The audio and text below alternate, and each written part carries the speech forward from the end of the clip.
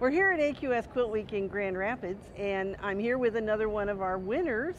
And let's first of all talk about the maker of the quilt top, because Julia Quiltoff is the quilter on the quilt. Yes. So let's talk first of all about the quilt itself, and then we'll talk about your quilting. Thank you for introducing me. It's so exciting to be here, actually. We made this quilt together with Roseberry. She is an appliquer and quilter who lives in Florida.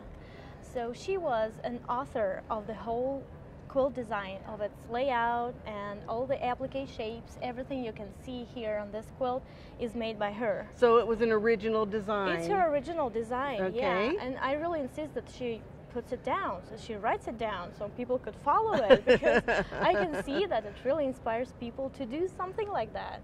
She wanted me to tell that she makes quilts to be loved and used. So it was a surprise for her that her quilt was accepted at the show, because she really was doing that for her own bed. Mm-hmm. She wanted to enjoy it at her home.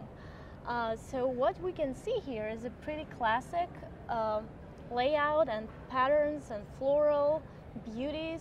She was inspired by her garden, and she says that the only neutral and really natural colors I use in this quilt to emphasize that idea. From her garden. Yeah. Well, and I know you and I've already talked about this, but she's done all of these circles that are just beautiful. Isn't that amazing? Because it's her first ever applique quilt in life.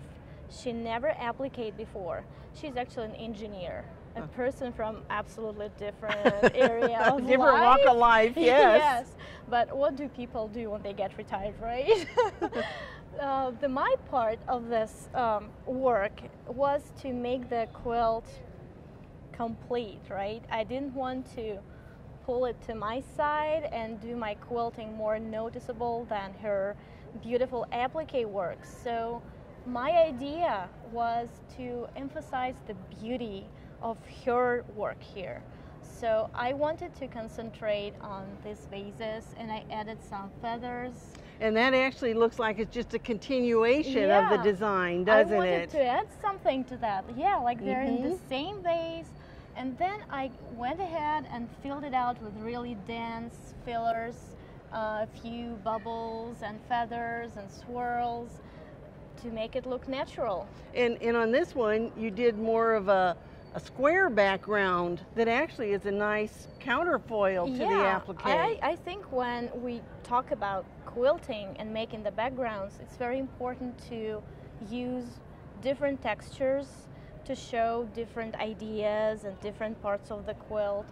So yes, here I went with something more geometrical to make it pop, because when you look at the center, it looks really different and from the corner pieces. Right. Yeah.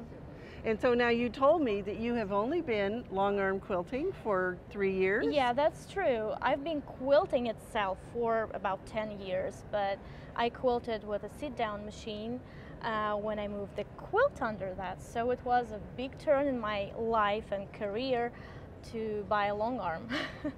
So when I did buy it, it completely transformed all the way of thinking about quilting and doing quilting itself. So this quilt was quilted on my 3rd year of long arm quilting, and I did it with Juki Miyabi, which is a new machine on market, Miyabi J350.